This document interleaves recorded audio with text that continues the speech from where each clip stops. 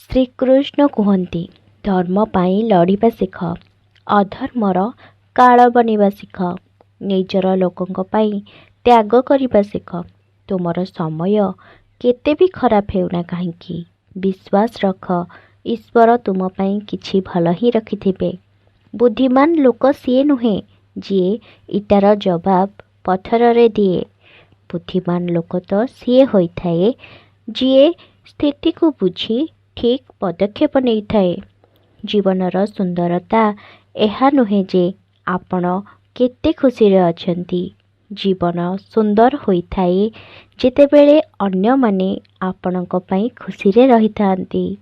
ଦୁନିଆର ସବୁଠୁ ଶକ୍ତିମାନ ମଣିଷ ସିଏ ହୋଇଥାଏ ଯିଏ ଧୋକା ଖାଇ ମଧ୍ୟ ଅନ୍ୟର ସାହାଯ୍ୟ କରିଥାଏ।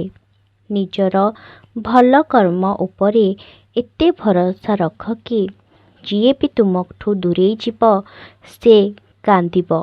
ବ୍ୟକ୍ତିର ବ୍ୟବହାର ଦେଖିବାର ଅଛି ତ ତାକୁ ସମ୍ମାନ ଦିଅ। ମୃତ୍ୟୁର ଡର ସେଇମାନଙ୍କର ଥାଏ ଯେଉଁମାନଙ୍କର କର୍ମରେ ଦାଗ ଥାଏ। ସଂସାରର ଏହା ତ ନିୟମ ଅଟେ, ଯେଉଁଠି ସଂଯୋଗ ଅଛି ସେଇଠି ବିୟୋଗ ବି ଥାଏ। ସର୍ବଦା ସନ୍ଦେହ କରୁଥିବା ବ୍ୟକ୍ତି କେବେ ବି ଖୁସିରେ ରହିପାରେ ନାହିଁ, ନା ତ ଏହି ଲୋକରେ ନା ପରଲୋକରେ। ଆମେ କାହାକୁ ଅନ୍ଧ ଭାବରେ ପ୍ରେମ କରିବା ଉଚିତ ନୁହେଁ, କାହିଁକି ନା କାହା ପ୍ରତି ଅନ୍ଧ ପ୍ରେମ ଆମକୁ ଆଗକୁ ବଢ଼ିବାକୁ ଦିଏ ନାହିଁ। କାରଣ ଅତ୍ୟଧିକ ପ୍ରେମ ହିଁ ବ୍ୟକ୍ତିକୁ ବୁଦ୍ଧିହୀନ କରିଦିଏ। ଅନୁମାନ ମନର କଳ୍ପନା ହୋଇଥାଏ, ଆଉ ଅନୁଭବ ଜୀବନର ଶିକ୍ଷା ହୋଇଥାଏ। ଜୀବନରେ କେବେ ବି ନିରାଶ ହେବା ଉଚିତ ନୁହେଁ, କାହିଁକି ନା କମଜୋର ଆପଣଙ୍କର ସମୟ ହୋଇଥାଏ, ଆପଣ ନୁହନ୍ତି।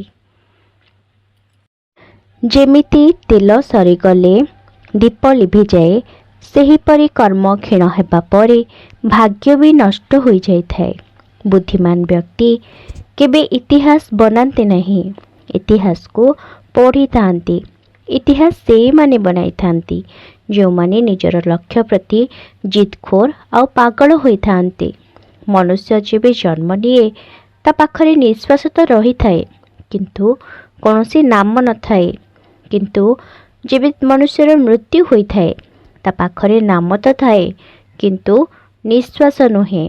ଏହି ନିଶ୍ୱାସ ଆଉ ନାମର ମଧ୍ୟର ଯାତ୍ରାକୁ ଜୀବନ କୁହାଯାଏ। କିଛି ଲୋକ ବଦଳି ଯାଆନ୍ତି, ଆଉ କିଛି ଲୋକଙ୍କ ସହ ମିଶି ଜୀବନ ବଦଳି ଯାଇଥାଏ। ସବୁଠୁ ଶସ୍ତା ଜିନିଷ ଦୁଃଖ କେହି ବି ମାଗଣାରେ ଦେଇପାରେ।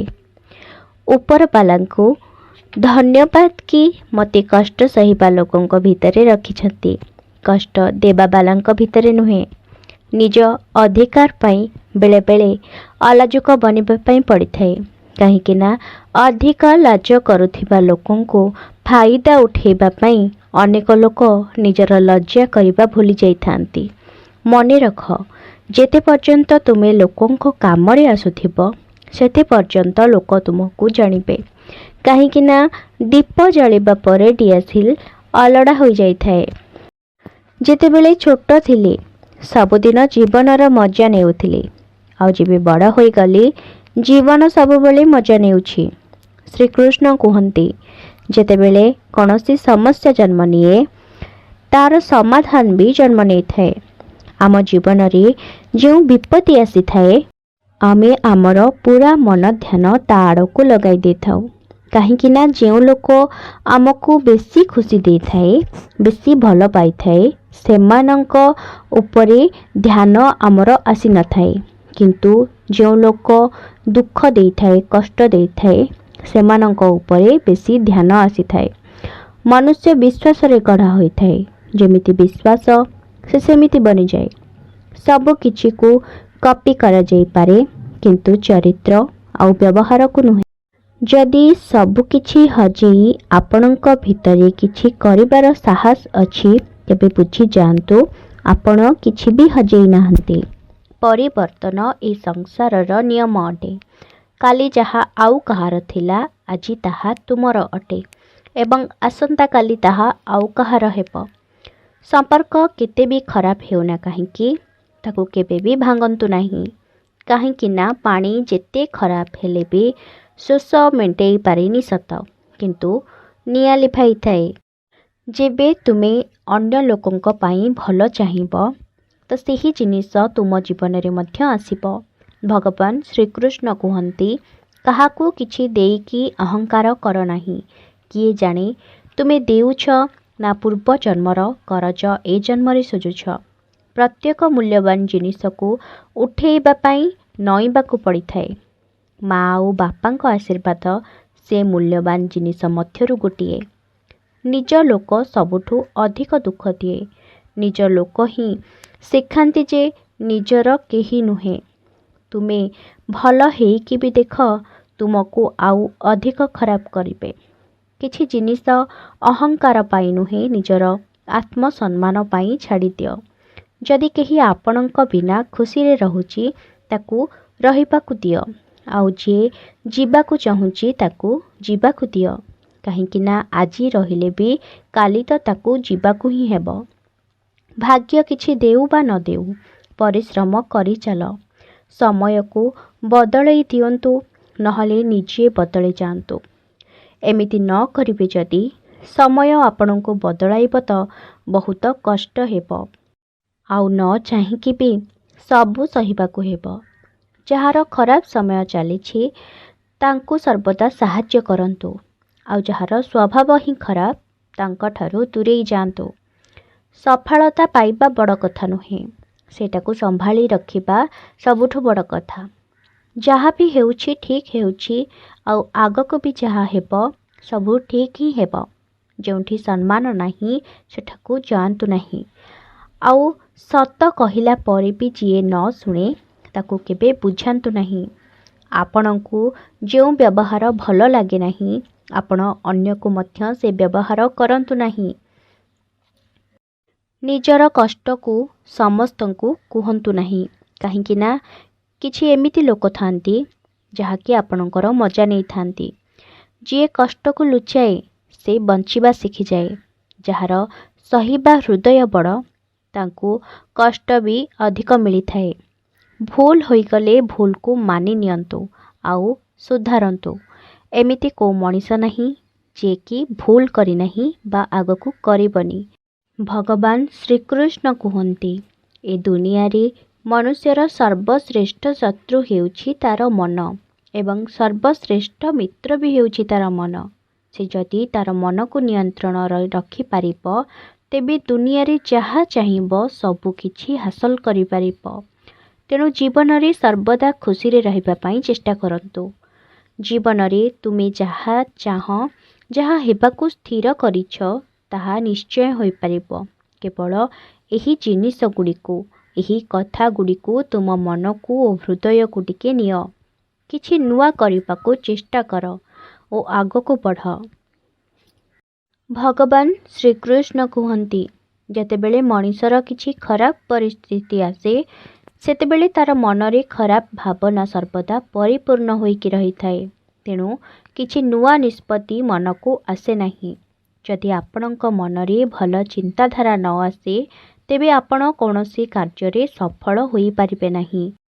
କିଏ ତୁମକୁ ଭଲ କହିଲେ ତୁମେ ଭଲ ହୋଇଯିବନି, କି କିଏ ତୁମକୁ ଖରାପ କହିଲେ ବି ତୁମେ ଖରାପ ହୋଇଯିବନି। ତୁମେ ଯାହା ସବୁବେଳେ ସେଇଆ ହୋଇକି ହିଁ ରହିବ। ତେଣୁ ଲୋକଙ୍କ କଥାକୁ ଶୁଣିବା ବନ୍ଦ କର। ମଣିଷ ଘର ବଦଳାଇଥାଏ, ବସ୍ତ୍ର ବି ବଦଳାଇଥାଏ, ସମ୍ପର୍କ ବି ବଦଳାଇଥାଏ, ତଥାପି ଦୁଃଖୀ ରହିଥାଏ। କାହିଁକି ନା ନିଜ ସ୍ୱଭାବ ସେ କେବେ ବି ବଦଳାଇ ପାରେ ନାହିଁ। କାହା ଉପରେ ଅତ୍ୟଧିକ ଭରସା କରିବା ମୂର୍ଖାମି ଅଟେ, କାରଣ ଅନ୍ଧାରରେ ନିଜ ଛାଇ ବି ନିଜ ସାଥିରେ ରହେ ନାହିଁ। ନିଜ ସ୍ୱପ୍ନ ପୂରା ହେଉନାହିଁ ତେବେ ରାସ୍ତା ବଦଳାଅ, ସିଦ୍ଧାନ୍ତ ନୁହେଁ। କାରଣ ସର୍ବଦା ଗଛଟିଏ ପତ୍ର ବଦଳାଇଥାଏ, ତାର ମୂଳକୁ ନୁହେଁ। ଲୋକେ କୁହନ୍ତି, ଜୀବନରେ ସୁଖ ଶାନ୍ତି ଭରିଯିବା ହିଁ ପ୍ରକୃତ ଜୀବନ ହେଉଥାଏ। କିନ୍ତୁ ପ୍ରକୃତରେ ଜୀବନ ତାକୁ ହିଁ କୁହାଯାଏ ଯେବେ ତୁମ ପାଇଁ ଅନ୍ୟର ଓଠରେ ହସ ଫୁଟିଥାଏ।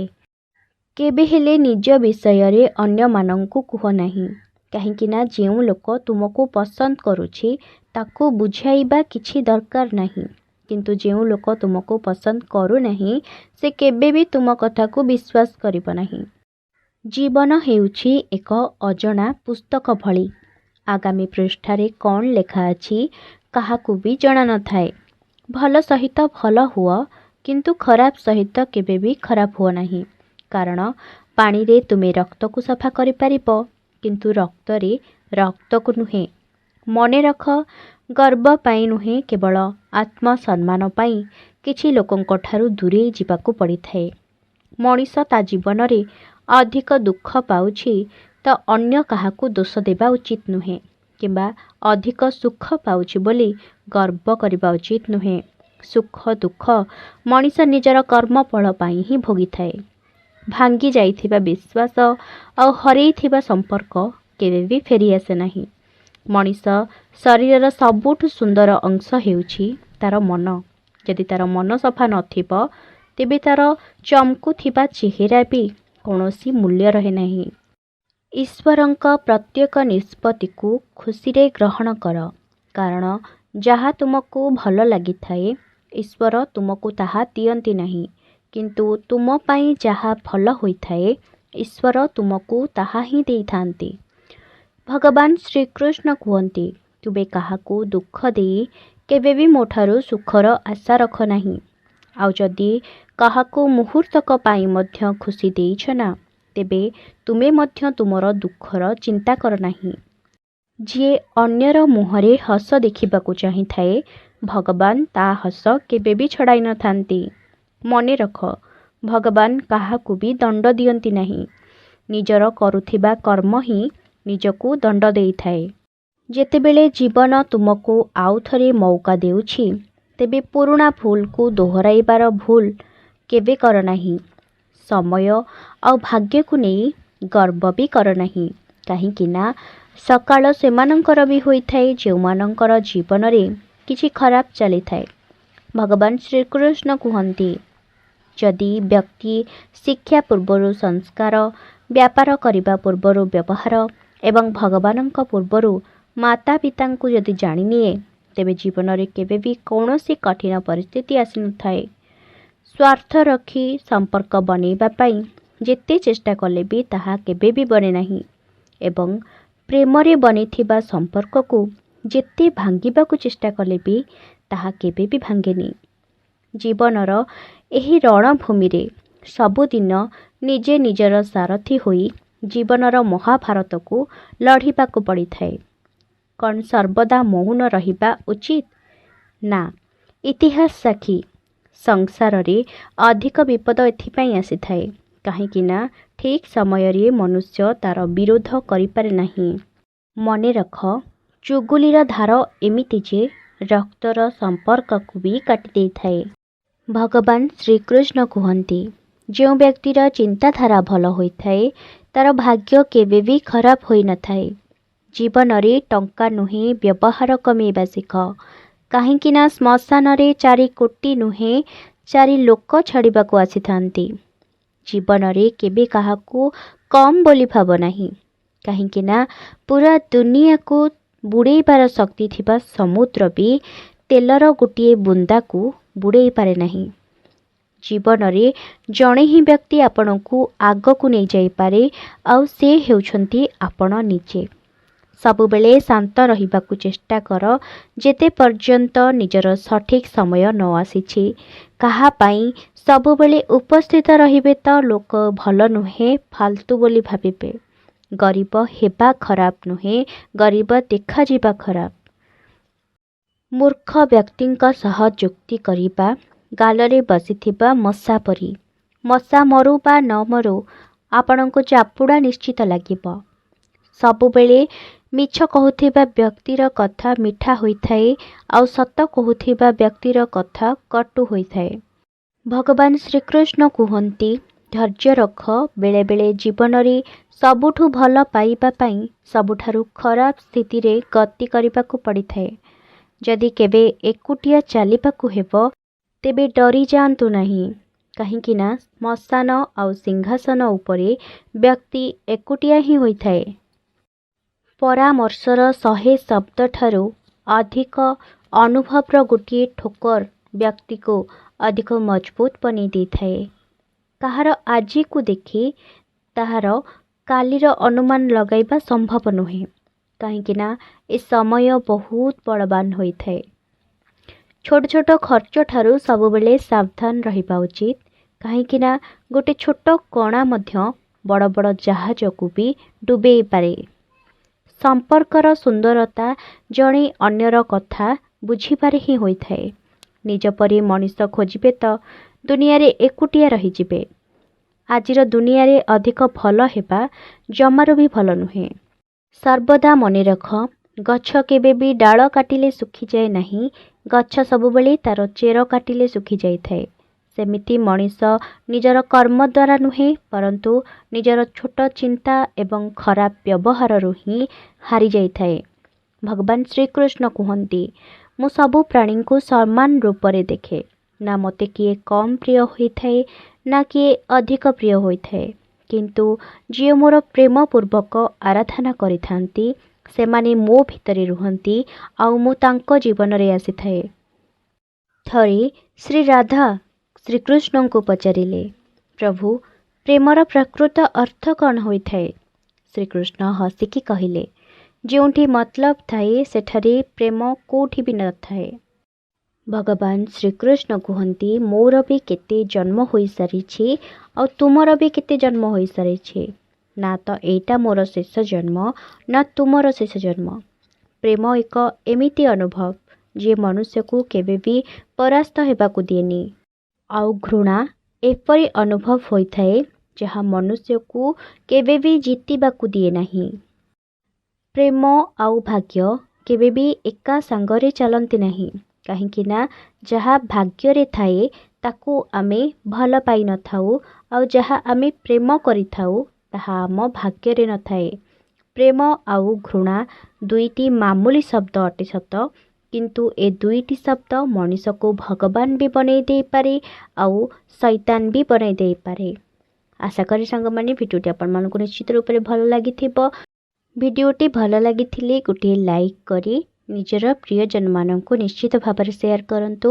ସାଙ୍ଗମାନେ ଏମିତି ନୂଆ ନୂଆ ଭିଡ଼ିଓ ଦେଖିବା ପାଇଁ ମୋର ଚ୍ୟାନେଲକୁ ନିଶ୍ଚିତ ଭାବରେ ସବସ୍କ୍ରାଇବ୍ କରିନିଅନ୍ତୁ। ରହିଲି, ନମସ୍କାର।